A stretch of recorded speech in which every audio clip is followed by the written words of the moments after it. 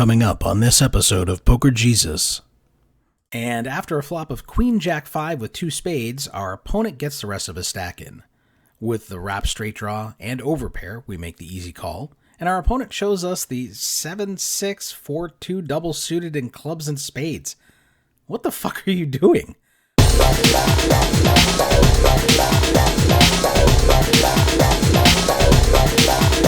Hello, I'm Anthony, and welcome to episode 17. A couple of viewers of my last episode noticed I made a mistake when I was quoting equities on a hand that I was involved in.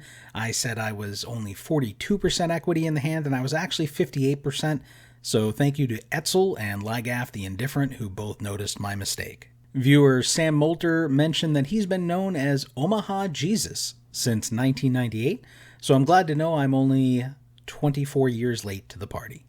Zach mentioned he'd like to see some live cash game footage, and while I would love to provide that, unfortunately here in the Tampa area they don't allow us to film, they'll kick us out, and so I don't have that option here, but we did just recently enter into contract to sell our home here in Tampa, and with any luck we'll be closing July 20th, and then we'll have 60 days to relocate, and we're looking at like 15 different states right now, so there is a possibility that where I move will have live poker that I can film. PokerStar said that they enjoy that I take the time to interact with viewers and mention them in episodes, and I do plan to do that as the channel continues to grow. Obviously, as I get more and more comments on my videos, I probably won't be able to reply to all of them, but I do still intend to add that personal touch each episode and pick out some comments to call attention to.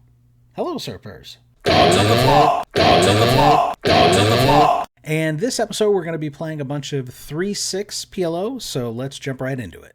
We're five-handed playing 3-6, under the gun limps, and we're next to act holding ace-king, 7-2 suited in clubs to our ace. This is a relatively junky holding. While we have a suited ace and some high card strength, the 7 and 2 really drag our hand down.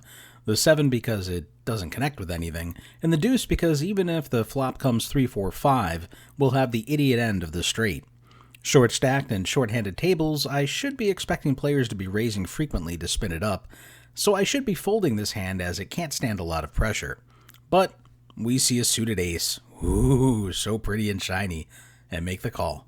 It folds to the small blind, who raises to 30, and both the big blind and limper call, and since we're closing the action and getting 4-1 on our call, we're suckered into this pot too. The flop is an interesting one, falling 9-8-5 with 2 of our suit. The original raiser shoves all in for 120, now the big blind reshoves for 480, and the limper gets his 120 in the pot too. Holy crap! We have a 7 in our hand, which blocks the nut straight, but with all 3 opponents having gotten their money in, one of them could easily have the nuts right now. While we have nothing at the moment, we do have the nut flush draw. There's 840 in the pot, we need to call 480 to cover the big stacks bet. With a chance to bust 3 players and win a sizable pot, we put on our gambling shoes and get it in. Let's take a look at what we're up against. The original raiser shows up with the king-king, 7-6 suited in hearts, so he's flopped the nut straight. The bigger stack player in the big blind reveals the Queen Jack Jack 10 suited in spades, so he's got the top straight draw. And the limper is the worst of the bunch, having limped and called a raise with ace 9, 8, 5 all hearts. How the fuck do you expect to hit a flush with 4 of your suit in your hand, bro?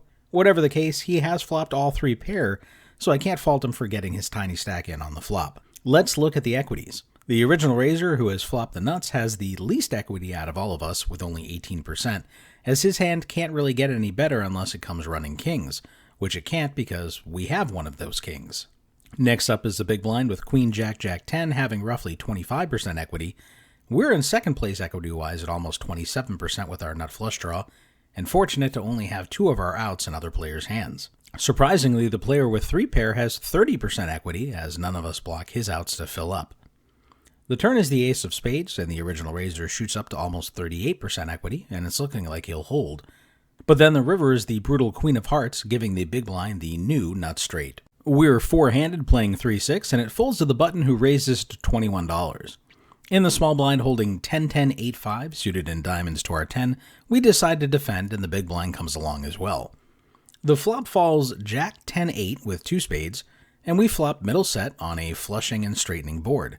Plus we have an 8 in our hand blocking us from filling up. We check and the big blind leads for $48. The button folds, and facing a guy with only $93 behind, we decide to rip it in now, and he obliges, revealing the King, Queen, Queen 7 double suited in clubs and spades. I'm actually surprised that four-handed on his short stack he didn't just rip it in pre-flop, and people say I play tight. We're in a relative coin flip with 52% equity and agree to run it twice.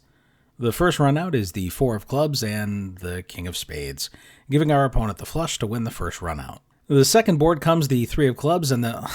oh, fuck you. The 9 of hearts, giving him the straight, and we get scooped. Fuck you! Five-handed playing 3-6, there's 2 limpers to us. On the button holding King, King, 10-9 double suited in clubs and diamonds.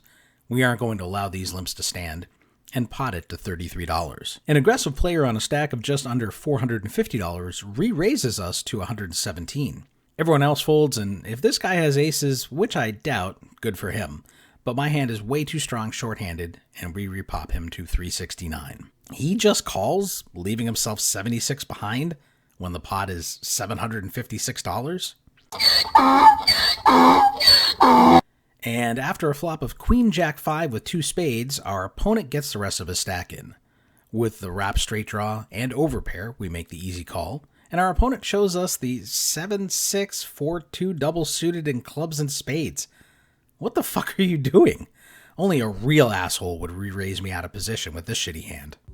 Who made that man a gunner? I did, sir. He's my cousin. Who is he? He's an asshole, sir. I know that. What's his name? That is his name, sir. Asshole. Major asshole. And his cousin? He's an asshole, too, sir. Gunner's mate, first class, Philip Asshole. How many assholes we got on this ship anyhow? Yo! I knew it. I'm surrounded by assholes. Keep firing, assholes! Considering the majority of our stacks were in pre-flop, equity-wise, we were 62% against his hand. However, on this flop, he's narrowed the gap, and we're only 53% equity. We agree to run it twice. The first run out comes the 8 of hearts on the turn, giving us the nut straight, and the 4 of hearts on the river, giving our opponent a smaller straight, and we lock up half the pot. The second run out sees this asshole hit the 7 of spades on the turn and the 6 of hearts on the river to escape with half the pot. And now a word from our sponsor.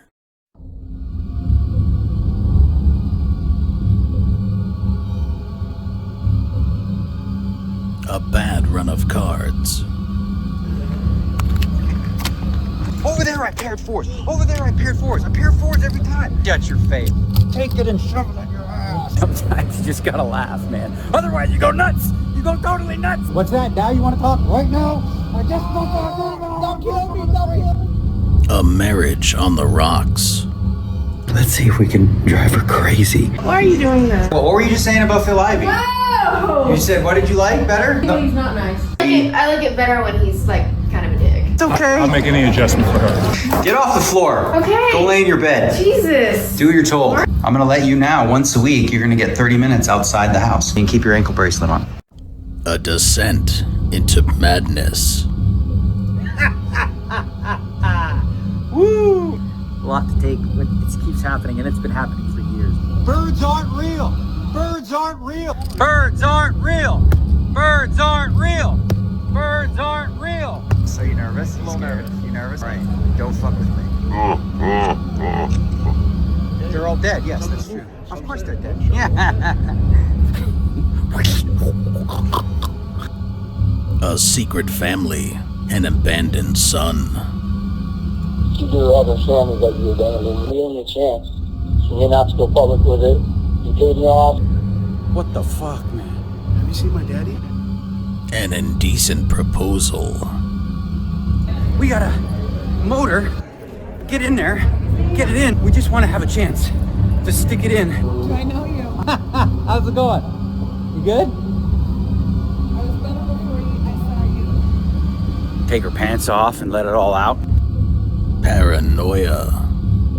Meanwhile, I got somebody else following me again. It's getting creepy, dude. This guy always wants something from me. Are you filming me? You filming me?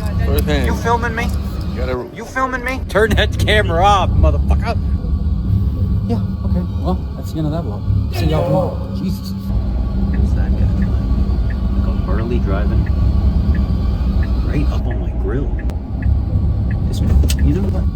and a high-profile murder. You screwed me. And you screwed me. See you later, peeps. The mutilated body of well-known min casher and professional soda thief Alan Kessler was found today. Police state he was cut up with a chainsaw and are asking the poker-playing public to come forward with any information that may lead to an arrest. Because I'm the devil who's searching for redemption. I'm a lawyer who's searching for redemption. And I'm a killer who's searching for redemption. The truth has it's not even a variable. It doesn't matter, man. It's eating away at me. Well, I guess if I was accused of something, this is as mild as it gets. Daniel Negreanu in the Pokerverse of Madness, coming to IMAX this fall. We're under the gun playing six-handed and look down at the 8, 7, 6, 6 suited in hearts to our 7. The pair of sixes is relatively weak, but we do have connectivity and suitedness and come along for $6. The hijack then makes it 27, and after the button and small blind come along, we can close the action and call the additional 21.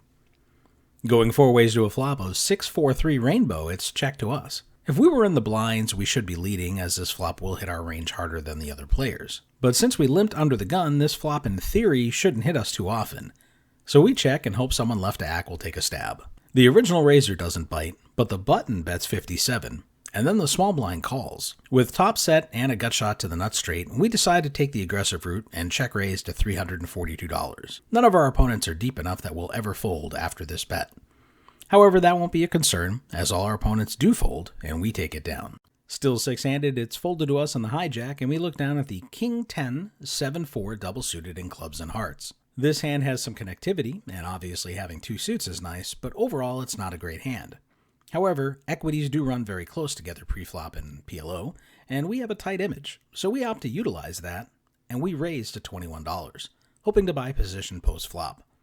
Our opponents are unlikely to put us on this particular holding, and will generally assume we have a much stronger and more coordinated hand, which will allow us to represent some flops that we miss. We almost get that position we want, but the button makes the call, and the small blind comes along as well. The flop is a fucking home run, following ace, queen, jack with the ace, queen of clubs, giving us the stone cold nuts, plus the redraw to the stone cold nuts, the royal straight flush.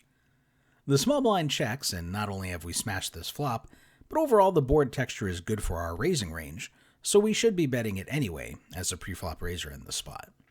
We bet the full pot of $69.